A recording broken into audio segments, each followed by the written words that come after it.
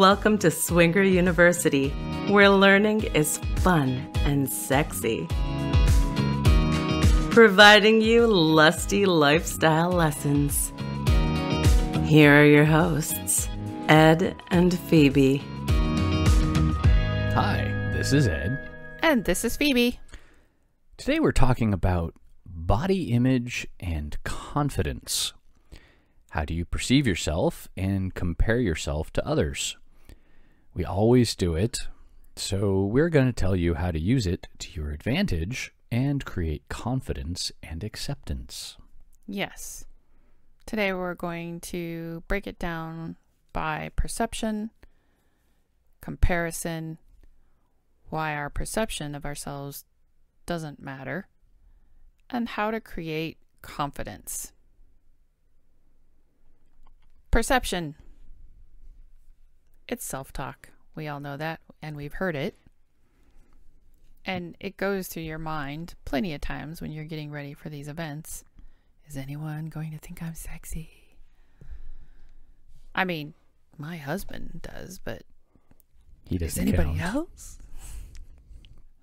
Yeah, he doesn't count. He counts, but he doesn't count, you know. He has to say that. We've all heard it before. I think everybody goes through those periods of awkward introspection where you kind of overanalyze yourself and think a little too hard about how you're feeling or how you're looking. Right. And then you add on that pressure before an event because you don't really know what to expect. So you try to, what you said, overanalyze it, and really it's not that necessary. You just got to get out of your head. Yeah. It's hard to do, though. I mean, I get it. Intellectually, you say that, but it's hard to do it until you practice it. And, you know, just keep patting yourself on the back every time you gain a little more confidence. And historically, women are bombarded by these photoshopped, airbrushed images of runway models and Cosmopolitan, and you know they're not helping No. with these depictions. But what is helping lately is a lot of companies are not doing that. They're showing the real model. Real women. Yeah. It's very refreshing. Not that supermodels are not real women, but Right. like but they're airbrushed also. average, everyday people you run into on the street, not Right. the 2% of the population. Right. They're doing two things. One, showing real average people. And two, they're not doing the airbrushing like they used to. Right. So it's really nice. Yeah, you get to see stretch marks. You see women who are a little curvier. Mm-hmm. You see average proportioned women, not, you know, overly proportioned women. In one way or the other. Yeah. Right. Yeah. Speaks to most of us. Yeah. Yeah. I know. It's great. Love it. So if you think you're not sexy, you think you're not out of shape, you think you have stretch marks, or you have them, you don't just think it, you have them, you have C-section scars, you know, or maybe you have a breast missing due to cancer. We'll tell you about that story later. Yeah. These are all concerns that we have about what our body currently looks like based on where we're at. Well, and remember, we're talking about perception, so this is how you're perceiving those things. Sure. Not how other people look at them. Right. So you tend to look at them and think that other people would judge you by them. And that's not reality. That's your perception of reality. Yeah.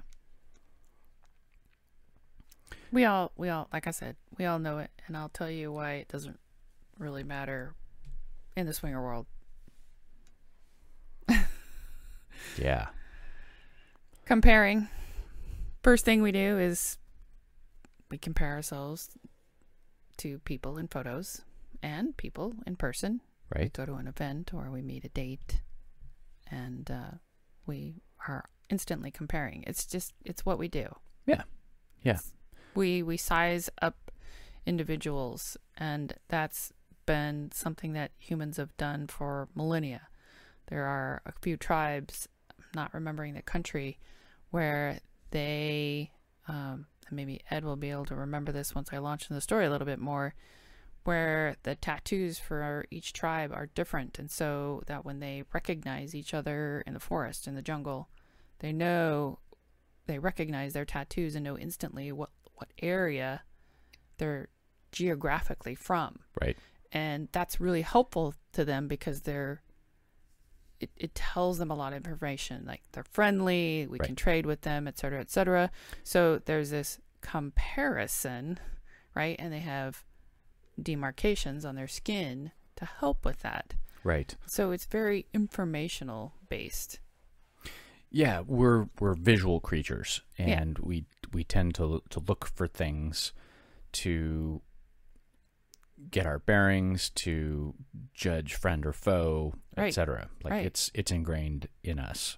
Yeah, especially with all the different languages that have existed over time. I mean, you can't rely on language to make that connection. And a lot of it's going to be visual.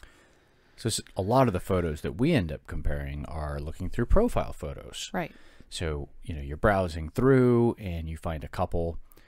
Husband thinks that the couple's hot. Wife goes, yeah, but she's too hot. So, no, pass. That's happened. It has happened. She's too X, Y, or Z. Everybody who's listening to this can relate to that in some respect.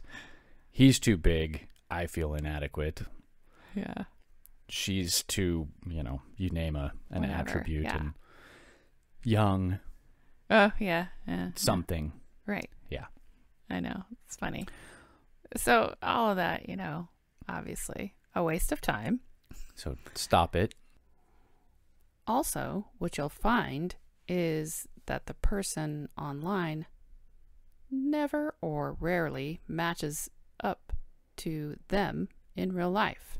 Right. The photographs don't match up with the live speaking person in some way or another. And we've talked about this before in other episodes where you've changed over time, and that's easy. And then two is you know this, right? You take your photo and you're like, oh my God, you got my worst side. It's that two-dimensional photograph, but in real life you're just so much real. But in real life you're more animated, which makes everything better. Right. Yeah, it's less flat, and it's more flattering in real life than maybe they had bad lighting in the photograph, or was taken with a cheap camera, or bad angle, things like that. Right. And of course, then it could also be a fake photo. So, we've been there and talked about that. So there you go. Or they paid a professional photographer and they had boudoir lighting and all kinds of fancy stuff, and their pictures look amazing. But they don't look like that in real life, because that was 3 hours in a makeup session to try and ta-da. Ta-da. The next thing we're going to talk about is why our perception of ourselves doesn't matter. We've all had conversations with people that we thought were totally hot. And then when you meet them and you're actually trying to have a conversation with them, you're like,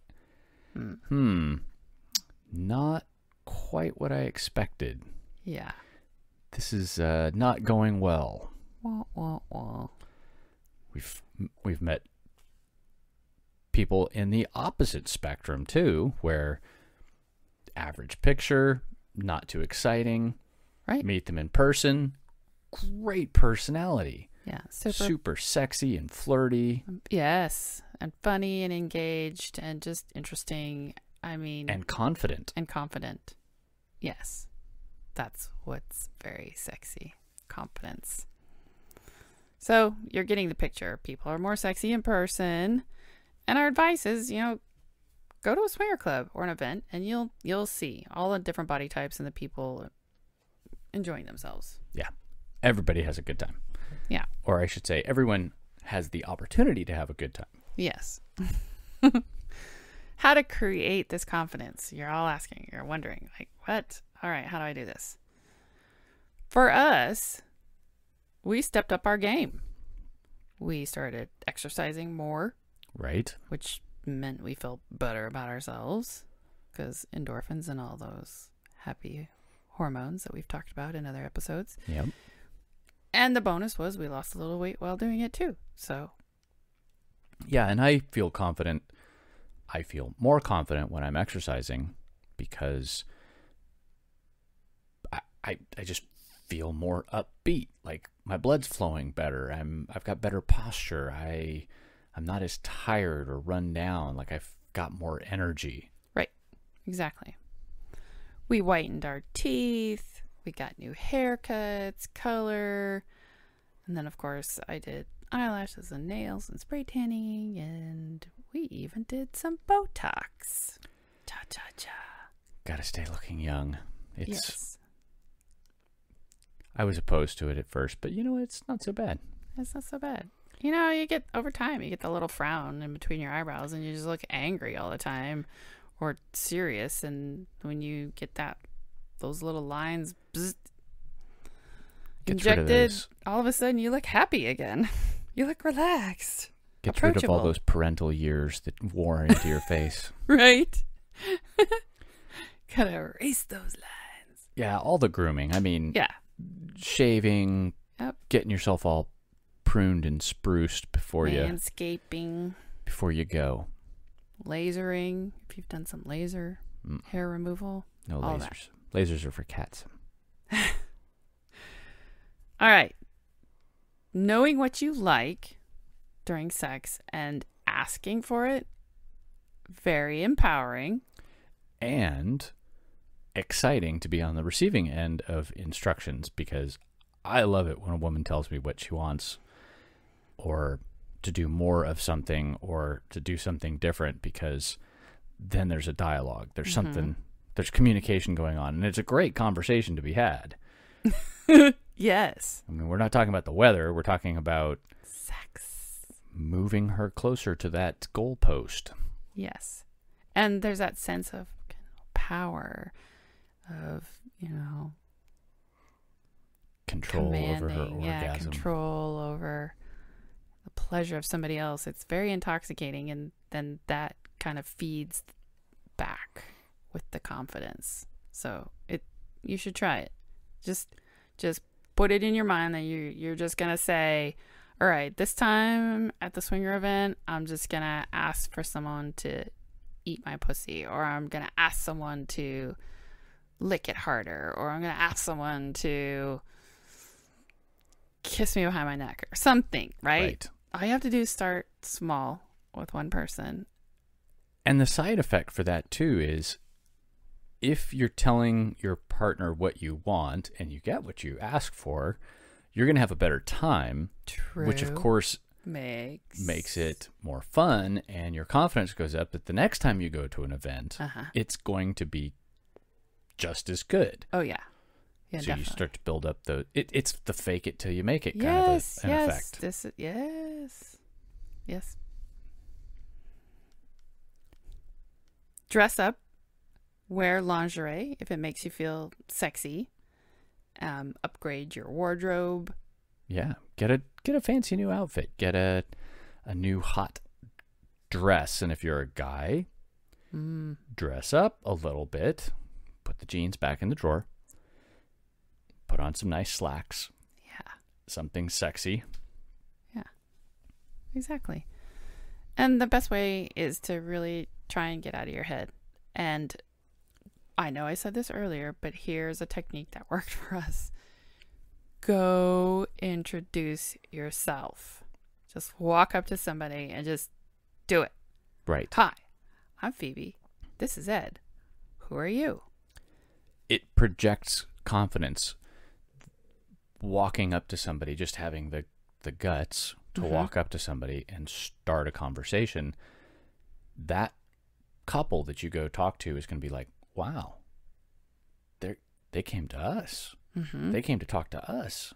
Mm-hmm. That's kind of hot. Mm-hmm. Wow. And pretty soon you're like, ooh, that wasn't so hard.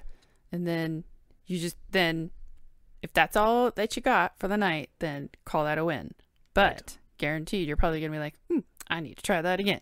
And so then all of a sudden you're around the room, second couple. And then you're like, around the room, third couple. And then pretty soon you might be the butterfly and you've talked to 10, 12 couples. And then all night long you're running into people. Oh, hi. Oh, yeah, I remember you. Oh, yeah, we said hi earlier in the night. I'm glad I Exactly. found you. Let's go to the playroom. Ta-da.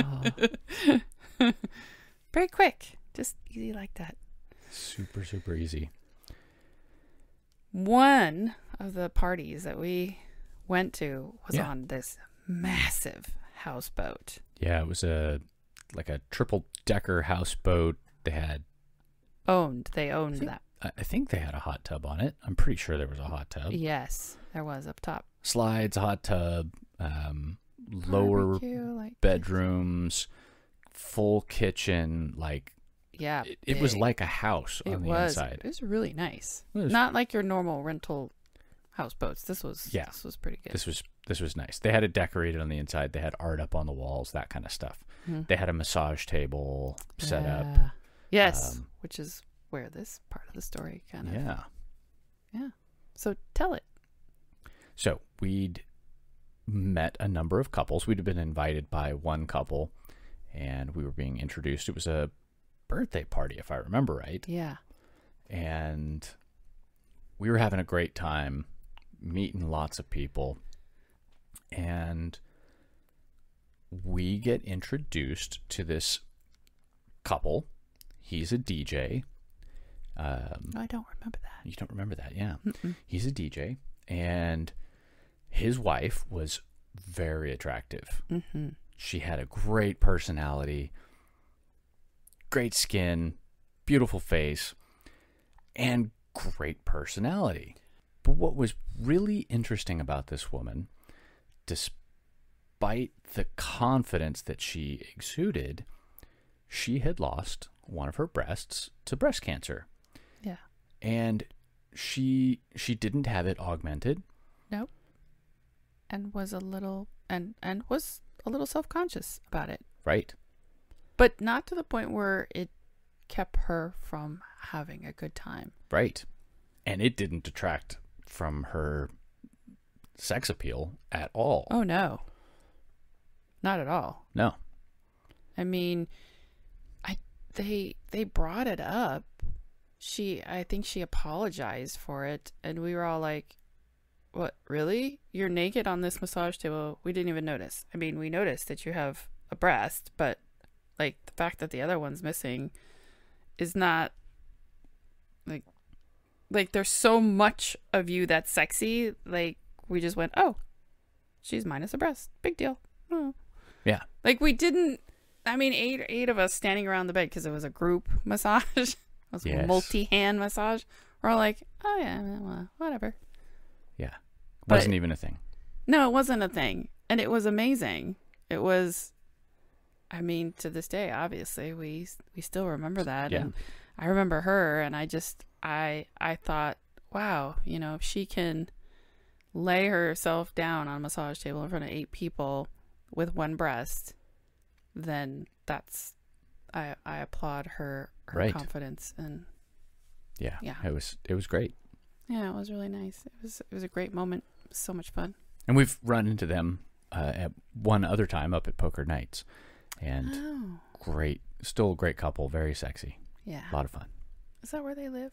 Yeah. Up there. Yeah, they're in the I wonder we Reno don't run into area. them very often. Yeah. We haven't Maybe seen them in forever. Maybe they'll be here for the next upcoming event. Maybe.